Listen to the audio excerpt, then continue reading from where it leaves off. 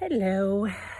I just wanted to give an update on some pretty sad news we had over the past day, or a couple days, I should say. We've been struggling, and I just wanted to document it on our first big death of our farm animals.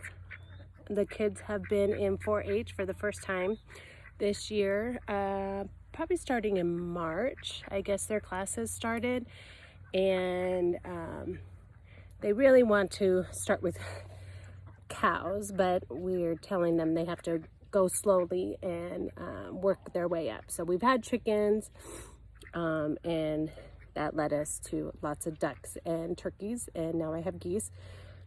But for large animals, we started this year with goats and lamb.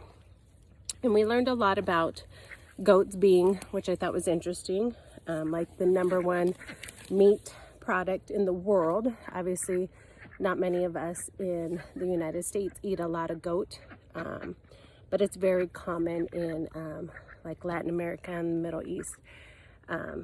So they've been learning a lot about the goat. We love the goats, and we got sheep shortly after that. So they're both had one. We got a female, a female sheep, and we got a female goat for possibly future breeding. And then we got male or wethers, goat and sheep for market, so to sell at 4-H at the fair and people buy them, and then they get butchered and eat and consumed that way. So they've been working on those for a few months now, about 4 to 5 months, and we really liked the goats. They seemed the most friendly. The sheep are a little bit more timid, but both of them are adorable. They're together. They get along really well. We have to feed them sheep food because sheep can't have goat food because it has copper in them. So you have to supplement and make sure that the sheep don't get copper. But either way, they've been working on them, and we've been struggling and trying to get them to make sure that they walk them because they have to show them, and we're all new to that whole world. We don't really know what the heck we're doing, but they were doing really, really great. And then I want to say last week, people are here. Last week we just upped their food, and it seemed like maybe they got too much food, and they were kind of like bloat. They weren't feeling really good. They were kind of listless, all 4 of them. So we cut their food and just gave them grass, and the goats bounced right back, and the sheep seemed to be bouncing back.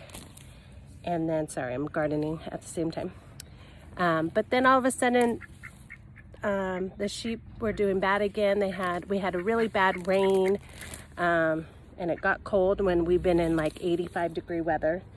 And all of a sudden, I came out yesterday afternoon, and the female sheep passed away.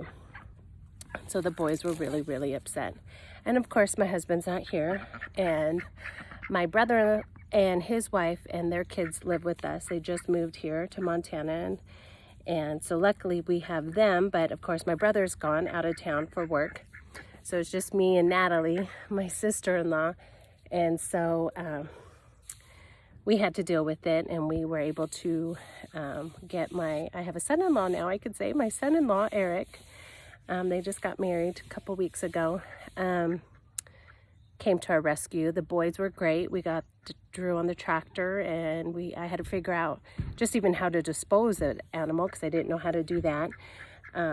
Which basically, since the large acreage that we have, they said you could just bury it, and that's what everyone seems to do. So I just want to, if anyone's thinking about that, or in the future, if I forget, we called our sheep breeder, and they were really awesome and helped us, and she called me and walked me through it, and that was awesome.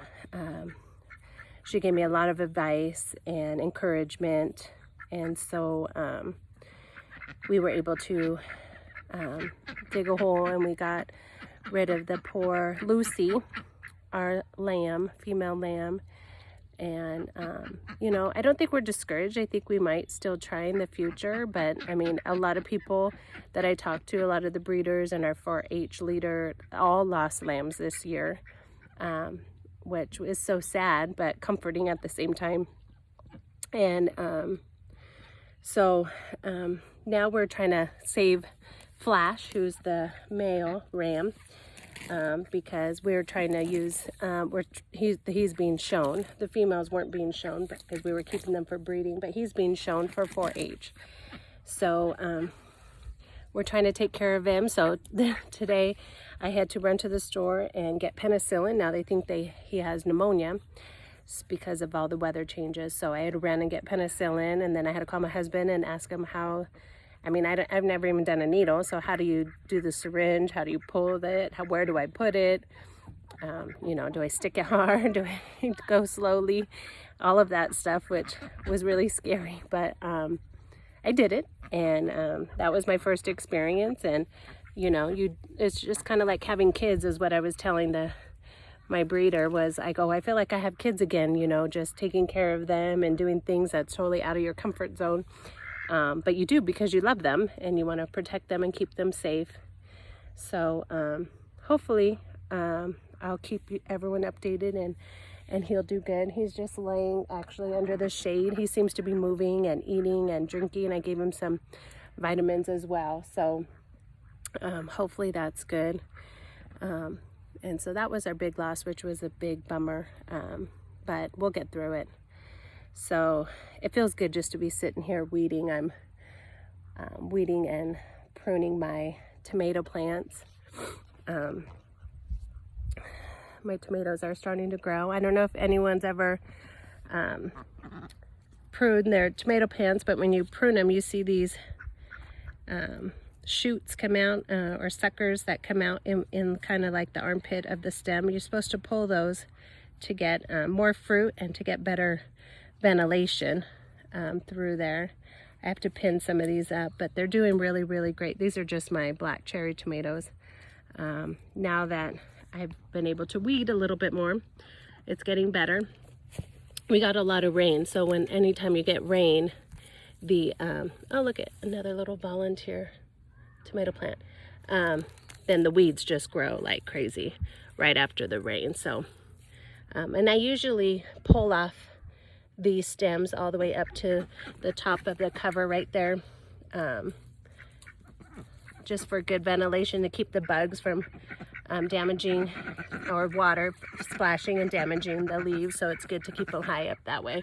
So I usually do that. That's the best way. And you see I'm getting a lot more growth and stuff. The weather seems to be a lot better. So that's what I'm doing right now. It's kind of feels good to be out here in the garden digging. So, but I want to make sure that I just talked about poor Lucy and how hard it was on us. And the kids are obviously were really upset, and they seem extra attentive to the animals right now. And they all helped me administer the penicillin. That's what I had to give to Flash, the male goat, the ram. So hopefully he pulls through and he makes it to the show. I mean, there were so many factors because he is a market goat that, I mean, whatever medicine you give him, the residual recovery part has to be, you know, out before showtime.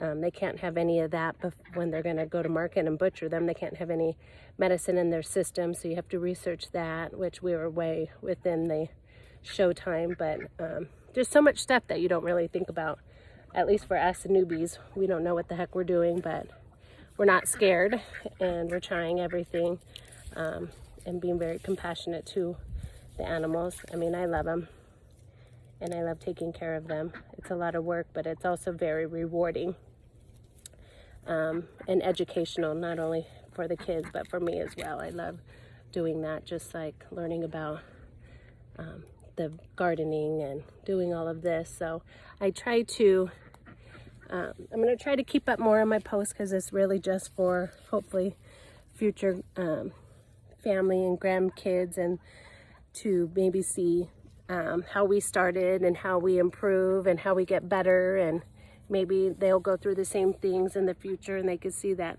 we made it through. And I think it would always be fun just to be able to see my grandparents talking and learning and, you know, seeing what they did.